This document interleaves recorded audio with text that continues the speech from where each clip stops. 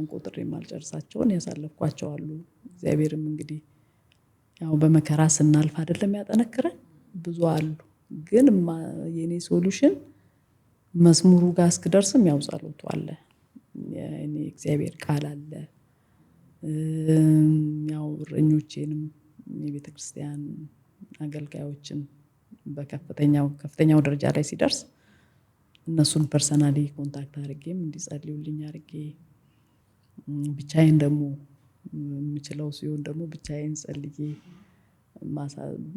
ፕሬየር ትልቅ ነገር ያው እንግዲህ ጓደኛዬም አለ ከሱ ጋር እንወያያለን። ታይም የሚወስድ ችግር አለ እንደ ህመም አይነት እንደ ሎስ አይነት ጊዜ የሚወስዱ ችግሮች ጭንቀቶች አሉ። እነሱን ጊዜ ወስደን በጊዜ ሂደት በቃ ይፈታሉ። ሌላው ትልቁ ደግሞ ህይወታችን ጸጋ በረከት ደግሞ ልጆች ናቸው። ልጆች ደግሞ ወግ ደርሷቸው አግብተው ወልደው ቦታ ሆኖ ደግሞ ማየት እንደ እናት ደስ የሚል ነገር ነውና አንቺ ደግሞ ከዛ አልፈሽ አሁን አያትም ሆነሻልና የአያትነት ስሜቱ ደግሞ ምን ይመስላል?